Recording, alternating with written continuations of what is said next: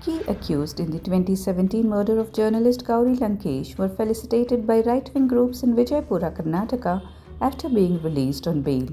Parashuram Waghmore, the alleged shooter, and Manohar Edave, linked to a right-wing crime syndicate, were granted bail by a special court on October 9, 2024.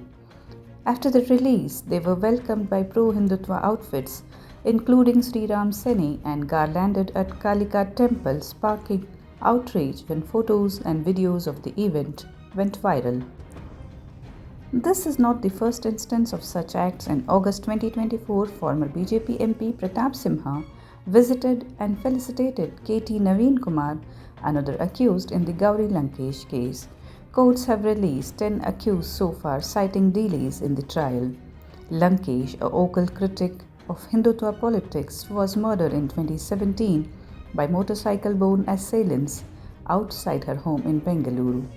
The police arrested 17 individuals tied to right-wing groups responsible for multiple ideological killings. The normalization of criminality has been evident in other cases too, most notably in the Bilqis Banu case. 11 men convicted of gang-raping Banu and killing her family during the 2002 Gujarat riots were released under a remission policy and similarly honored with garlands, drawing widespread condemnation. Both the Lankesh and Banu cases show a disturbing trend. Criminals involved in violent acts are not only excused but celebrated. This glorification threatens the fabric of justice and sends a message that those guilty of severe crimes, particularly against women, can be revered instead of held accountable. The question we must ask ourselves is, what kind of society are we cultivating when we not only pardon but also celebrate those responsible for unspeakable acts of violence?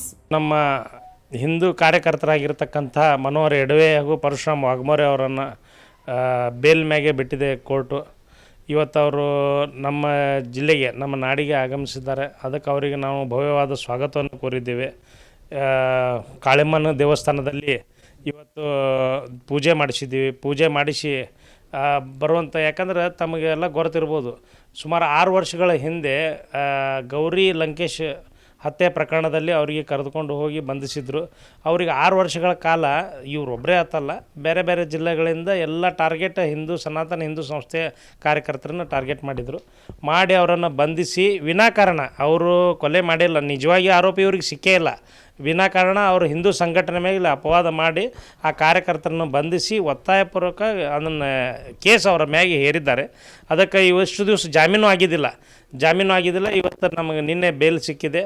Bale ಸಿಕ್ಕ ತಕ್ಷಣ ನಾವು ಇವತ್ತು ನಮ್ಮ ಜಿಲ್ಲೆಗೆ ಸ್ವಾಗತ. ಯಾಕಂದ್ರೆ ಪ್ರತಿಯೊಬ್ಬರು ಹಿಂದೂ ಗಮನಿಸ್ತಿರ್ತಾನೆ, ಅದು ಏನದ ಅಂದ್ರೆ ಹಿಂದೂ ಆ ಪಾಪ ಮನೆ ನಡಿಯಂತ ಅವರು ಇಡೀ ಕುಟುಂಬ ಅವ್ರ ಮ್ಯಾಗ ನಡೀತದೆ. ಅಂಥ ಕಾರ್ಯಕರ್ತರಿಗೆ ಅವ್ರು ಬಂಧಿಸಿ 6 ವರ್ಷಗಟ್ಟಲೆ ನೀವು ಜೈಲೊಳಗೆ ಇಡ್ತೀರಪ್ಪ ಅಂದ್ರೆ ನೀವು ವಿಚಾರ ಮಾಡಬೇಕಾಗುತ್ತೆ. ನೀವು ಮನವರಿಕೆ, ನೀವು ಆತ್ಮಾವಲೋಕನೆ ಮಾಡ್ಕೋಬೇಕು. ಇವತ್ತು ನೀವು ಟಾರ್ಗೆಟ್ ಹಿಂದೂಗಾರ ಕಾರ್ಯಕರ್ತರುಗಳನ್ನು ಮಾಡ್ತೀರಿ, ಮತ್ತು ಪೊಲೀಸ್ ಸ್ಟೇಷನ್ಗೆ ಹೋಗಿ ಪೊಲೀಸ್ ಅಧಿಕಾರಿಗಳಿಗೆ ಹೊಡೆದು ಬೆಂಕಿ ಹಚ್ಚಿದವ್ರ ಮ್ಯಾಗಿನ ಕೇಸ್ ಹೊಳೆ ತಕ್ಕೋತೀರಿ. ಮತ್ತು ನಿನ್ನೆ ಒಂದು ಹೇಳಿಕೆ ಕೊಡ್ತೀರಿ ನೀವು, ಯಾರು ನಾಥೂರಾಮ್ ಗೋಡ್ಸೆ ಅವ್ರ ಬಗ್ಗೆ ಆಗಲಿ, ಇಲ್ಲ ದೇಶದ್ರೋಹಿಗಳಿಗೆ ಅವ್ರು ಪೂಜೆ ಮಾಡ್ತಾರಂತ. ಅಂದ್ರೆ ನೀವು ಏನು ಮಾಡಕತ್ತೀರ ಅದು ನೀವು ವಿಚಾರ ಮಾಡಿರಲ್ಲ. ಇದನ್ನು ಎಲ್ಲ ಪ್ರತಿಯೊಬ್ಬ ಹಿಂದೂ ಗಮನಿಸ್ತಿರ್ತಾನೆ. ಯಾವಾಗ ನಿಮ್ಮ ಸರ್ಕಾರ ಬಂದದ ಅವಾಗ ಹಿಂದೂಗಳ ಮೇಲೆ ದಬ್ಬಾಳಿಕೆ, ಅವ್ರ ಮೇಲೆ ಕೇಸ್ ಹಾಕುವಂಥ ಕೆಲಸ ತಾವು ಮಾಡಿದ್ದೀರಿ, ಮಾಡ್ಕೋತ ಬಂದಿದ್ದೀರಿ. ಇದನ್ನು ಸೂಕ್ಷ್ಮವಾಗಿ ಪ್ರತಿಯೊಬ್ಬ ಹಿಂದೂ ಗಮನಿಸಿರ್ತಾನೆ. ಒಬ್ಬೊಬ್ಬರು ಕುಟುಂಬನೇ ನಡೆದಿದ್ದ ಅವ್ರ ಮ್ಯಾಗ, ಅಂಥವ್ರಿಗೆ ನೀವು 5-6 ವರ್ಷಗಟ್ಟಲೆ ಹಾಕ್ತೀರಪ್ಪ ಅಂತಂದ್ರೆ ನೀವು ವಿಚಾರ ಮಾಡಬೇಕಾಗಿದ್ದು. ಅದಕ್ಕೆ ನಾವು ಹಿಂದಕ್ಕಾದರೂ ನೀವು ಸಾಧ್ವಿ ಪ್ರಜ್ಞಾ ಸಿಂಗ್ ಅವರಿಗೆ ಕೂಡ ಮಾಲೆಗಾಂವ್ ಬ್ಲಾಸ್ಟ್ ಒಳಗೆ ಹಾಕಿದ್ರಿ. ಆವಾಗ ಕೂಡ ಅವರು ನಿರ್ದೋಷಿಯಾಗಿ ಹೊರಗೆ ಬಂದರು. ಅವ್ರಿಗೂ ಚಿತ್ರಹಿಂಸೆ ಕೊಟ್ಟರಿ, ಸಾಕಷ್ಟು ತೊಂದರೆಗಳನ್ನು ಕೊಟ್ಟರಿ. ಇವಾದರೂ ಕೂಡ ಅದೇ ಮಾಡಿದ್ದೀರಿ. ಮತ್ತು ಇವರು ನಿರ್ದೋಷಿಯಾಗಿ ಹೊರಗೆ ಬರ್ತಾರನ್ನೋಂಥ ವಿಶ್ವಾಸ ವ್ಯಕ್ತಪಡಿಸಿ ಅವರನ್ನು ಸ್ವಾಗತ ಮಾಡ್ಕೊಂಡು ಬರಮಾಡ್ಕೊಂಡಿದ್ದೇವೆ ಇವತ್ತು.